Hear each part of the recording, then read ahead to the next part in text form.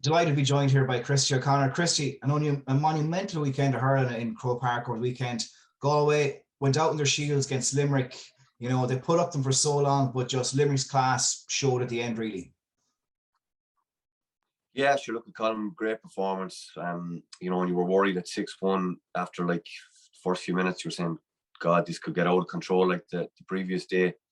But no, in fairness to Galway, like they really dug in. And I suppose for Galway, the pity really is that Limerick were there for the taking, and just their conversion rate was so poor. And like, you know, you won't get away probably with double digit wides against Limerick, like, but to hit 19, just too much. Like, and you know, I suppose from Galway, you were wondering where they were really at, where they were going under Shefflin. And you know, I suppose that was a real, I suppose, endorsement of, I suppose, what they want to do. And we said it here last week, like that they're the one team who could physically match up to Limerick, and I think that was a big factor. Now Limerick definitely were off the pace a bit, but it was just a sign of how great a team they are. They could just, I suppose, overcome all those obstacles, and you know, to 4 starting forwards taking off and still be able to ride out the storm. You know, like great win for them. But there's no question about it, Colm. If they play like as poorly as that, not so much as poorly, but if they're as off the pace and they give up that amount of chance against Kilkenny, they will struggle, because like that's the one thing about Kilkenny, like that they'll have composure. They're under pressure in the final, like they know how to get it done. They just have that mentality. That, you know, they punish Limerick, and there are definitely signs that Limerick have been leaking gas and they've been creaking a little bit, and you know, you have to say that again on Sunday. So if Kilkenny play as well as they played on Saturday, you know, you can say all you want about Clare being poor, but if Kilkenny do play as well as that again, like, it's going to take a fair Limerick performance to beat them. Yeah, I suppose for Galway, they done so well, as you said, to come back from that poor start where Limerick looked at put away, and then they got that 1 point ahead near the late on. But they really need to try and get another point or 2 points, because Limerick are always going to come back against them. That's down the run. Yeah, like, look, you just, I suppose, you know, you never felt really caught. You know, Conor Whelan was in the game. I think he'd 7 possessions, he'd a couple of shots. Like I'd say in the first half, he'd only 1 or 2 possessions. You know, and you just, you know, you felt he needed to kind of almost, you know, he just wasn't on the ball. And that's the one thing about the Limerick team, I suppose, that there's always one guy, a bit like the Dublin team in their prime and the Kilkenny team in their prime. Like, there was always one guy or 1 or 2 fellas in big games, Colm, that stood up and you know, really drove them over the line. And you know, like Graham was unbelievable the last day. Like Sean, like their defense was brilliant. Sean Finn was outstanding. Barry Nash, brilliant again. Declan Hannon, you know, David Reedy coming off the bench, like that. You know, it was guys that maybe you didn't expect. Well, you know, Sean Finn and Nash are brilliant players, but like, you know, for them to like step up in the way that they did under such, you know, incredible pressure. And you know, I suppose at another stage, if Limerick were leaking scores and they were, you know, letting Galway get that 2 or 3 points ahead, like, but they just never allowed that to happen. And then Dave Reedy coming in off the bench, like, you know, like 6 possessions, 3 points, and it fouled for that last free, which Dimmer Burns scored, like, to put the insurance score on it, really, to put them 3 ahead. You know, like that's a sign of a great team as well. Like you saw that with Dublin, you saw that with Kilkenny. Like, how often they bring in game changers off the bench, and like, you know, obviously we were able to bring in Peter Casey and Cian Lynch as well. Like Cian, I think, had only 1 possession, he had an assist, but just, I suppose, he's missed the whole summer. Really, he hasn't played since April, which is always going to be a big ask. Yeah. So yeah, I suppose go back to Galway though, Colm, like, you know, really positive.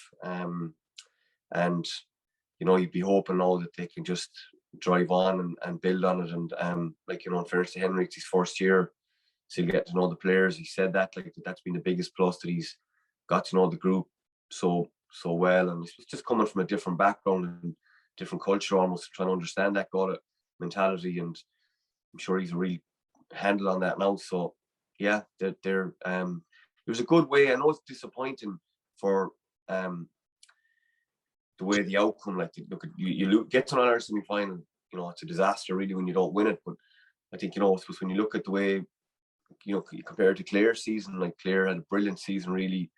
Just a shame the way they ended it. Like for Galway, you wouldn't say they had a great season, but you know, they really ended it well. And I know that might sound like a contradiction. They didn't win, but you know that they going into the game like last week, every prediction, your preview, you read, everyone's going, Limerick are going to win by 7-8 points easy. Galway might put it up some for a while before away, but like Galway put it up some for the from say 10 minutes into the end, and like defensively they look very good. It's just they're shooting at them down. So he said like there is a lot for Henry to build on going into next year and showing that we can push on and try and match up with the Limericks of this world.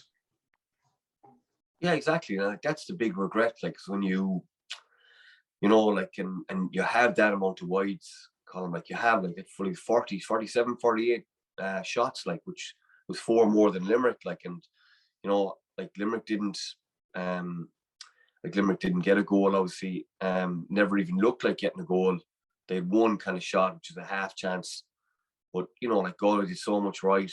And yeah, like it's just that it's that there is, I suppose that's the one thing really when you lose a game like that, you play well, but it's nearly in other ways like the regrets are nearly more because you play well and you had the chance to win the game, you had the chance to beat them, and you didn't take them. And I suppose look, that's the other thing as well, like that a lot of the Galway boys have massive experience, like you know that they've been in All-Ireland finals, but a lot of those guys haven't as well. And you know, like when you look at you compare that I suppose experience across the board, you know, from compared to what Galway have, you look a lot of those Galway lads that haven't been at that stage before, that they might have been on the panel in 18, 17, but they didn't play. And like that's, you know, Limerick, it just makes such a comfort blanket, really, you know, that they're so comfortable playing in Croke Park, like, you know, that they're up there every year. And you know, like Galway didn't play in Croke Park last year, Colin, you know what I mean? That they played in Croke Park, beat Dublin up there, like, but you know, they played in Croke Park in the Leinster final. But you know, like that's the one thing, like you know, the Kilkennys, the Limericks, the Dublins, like they're so comfortable up there. Like Clare, you were hoping that they'd take off up there, which they had a good track record, but hadn't been there since 18. So you know, all of this stuff kind of plays out as well, you know, and it feeds into I suppose the overall kind of edge of how the weekend worked out, really, you know. Yeah, and I suppose we move on to life, death, taxes, Brian Cody, and Ireland finals. They're just things that happen all the time. Like it was a phenomenal performance from Kilkenny, but Clare will be disappointed that they just didn't show up really at all, like when it mattered there the last day.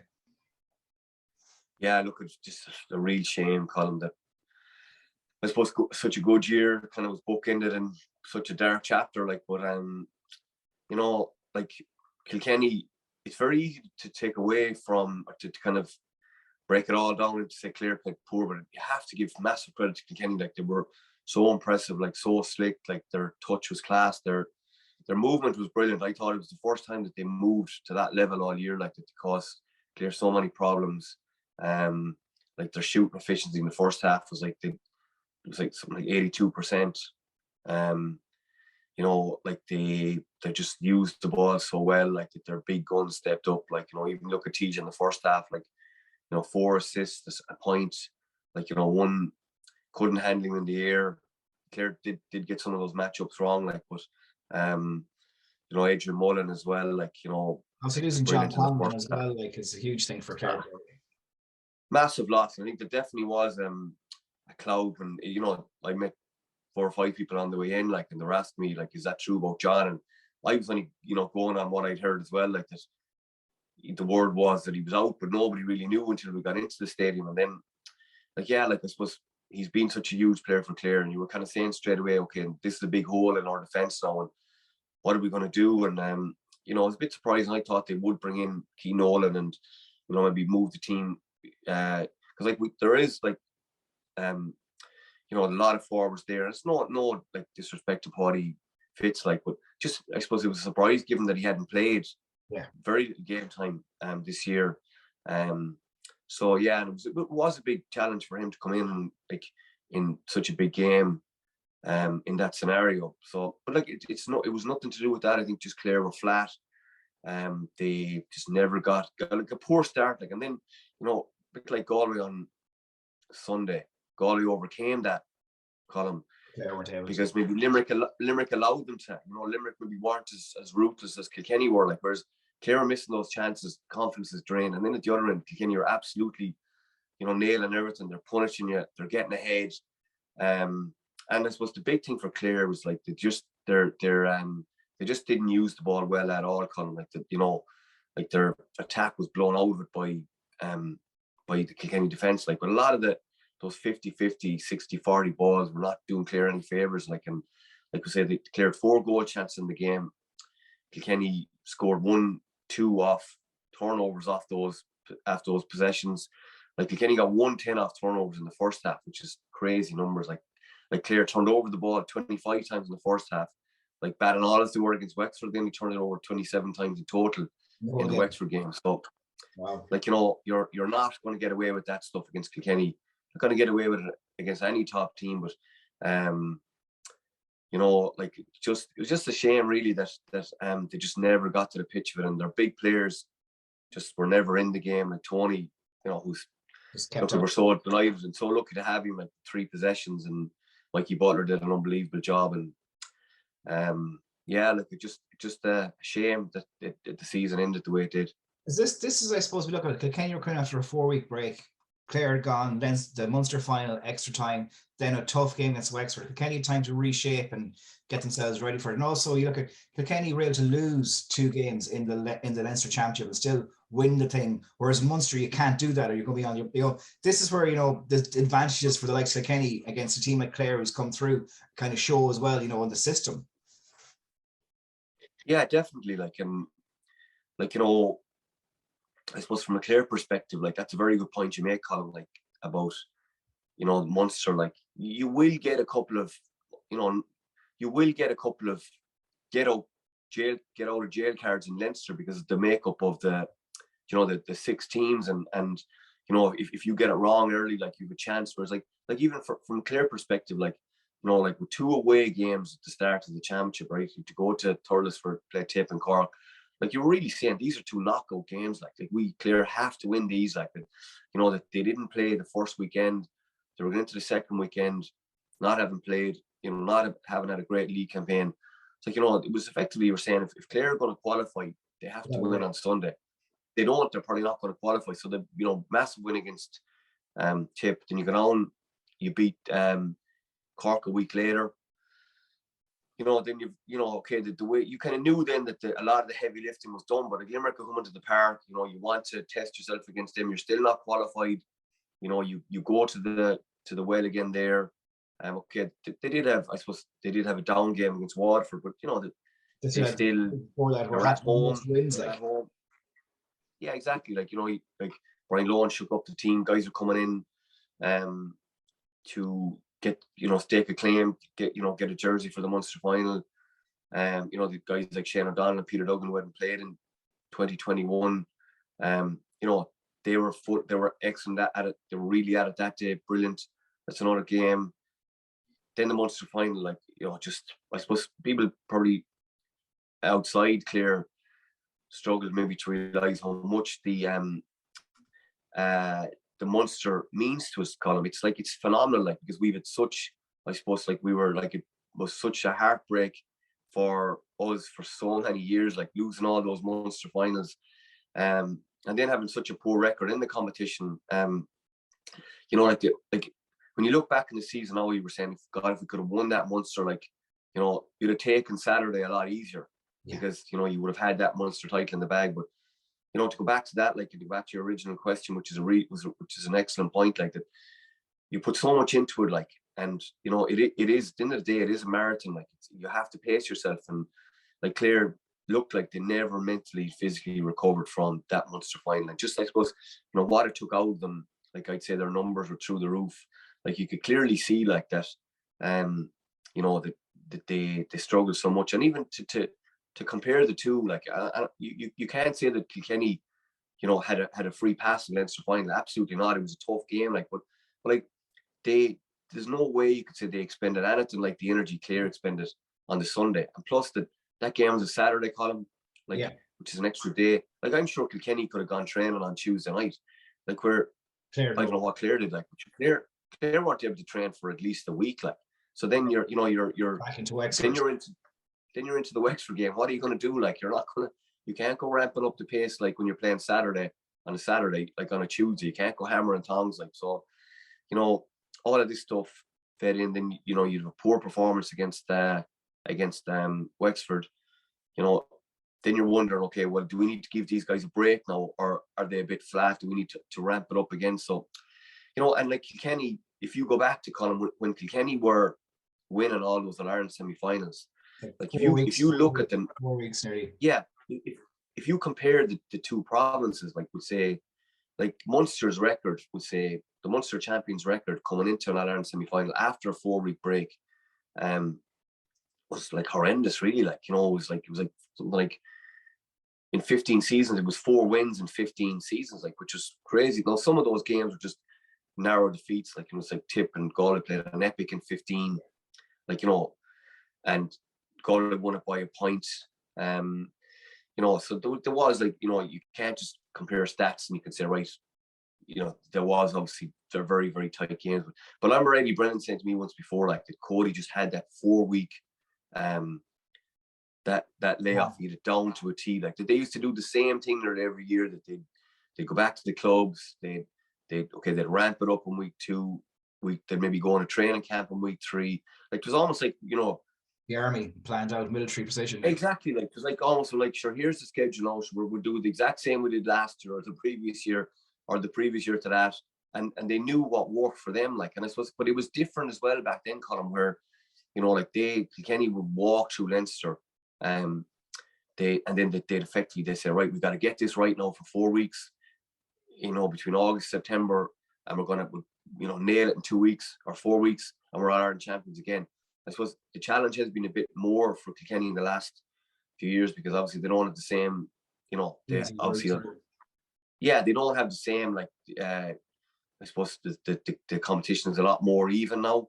Like, back then they were the outstanding team, and they've, I suppose, the round robin is much more attritional. But, like, I think even from what I can gather from talking to a few people down there, like, they were even a bit taken aback themselves by how well the 4 weeks went. Like, the stuff they were playing and training, that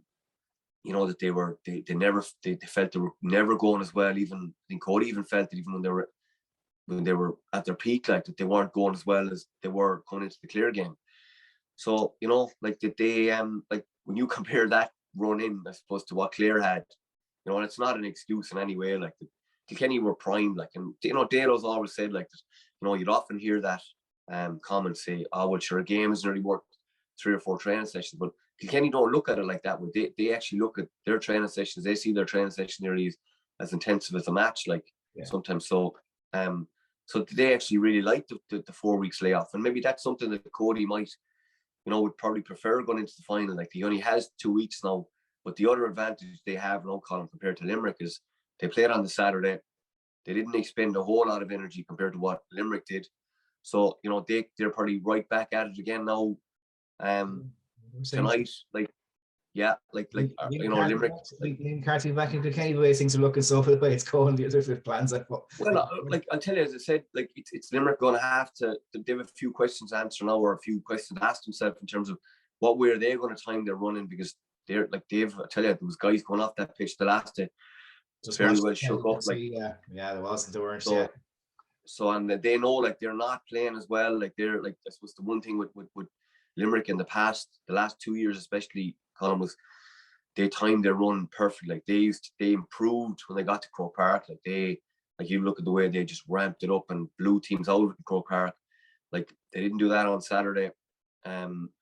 So, like, as I said, they're going to have to, if Kilkenny play as well, Kilkenny turn up, which they absolutely will in the final, like, Limerick are going to have to play really, really well to beat them.